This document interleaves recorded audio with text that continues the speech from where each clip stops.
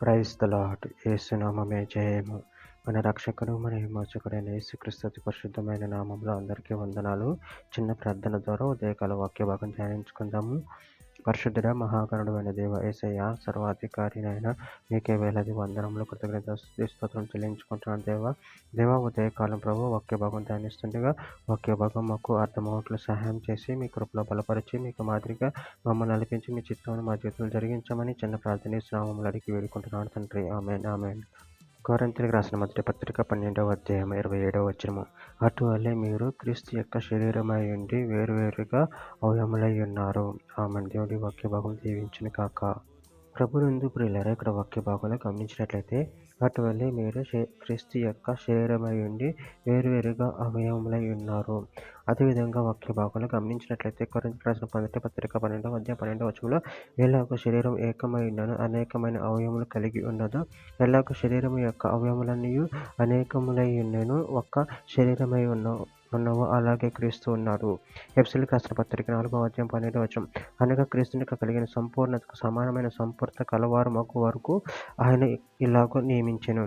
ఎఫెసీయులకు రాసిన పత్రిక 5వ అధ్యాయం 30వ వచనంలో మనము క్రీస్తు శరీరమునకు అవయములై ఉన్నాము కనుక అలాగే క్రీస్తు కూడా సంఘమునకు పోషించి సంరక్షించుచున్నాడు.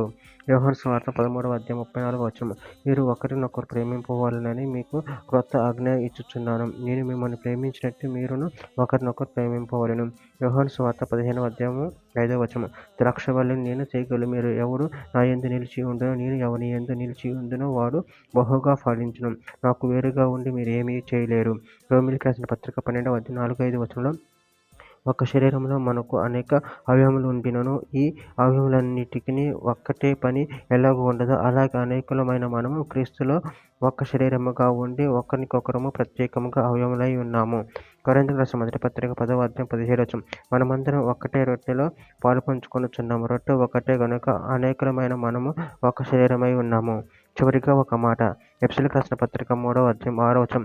ఈ మర్మం మీదనగా అన్యజనుల సువార్త వలన క్రీస్తు యేసునందు యూదులతో పాటు సమాన వారసులను ఒక శరీరమందలి సాటి అవయవములను వాగ్దానంలో పాలువారులై ఉన్నారని అనునిదియే. ఆమేన్. దేవుడి వాక్య భాగం దీవించిన కాక. చిన్న ప్రార్థన చేసుకుందాము.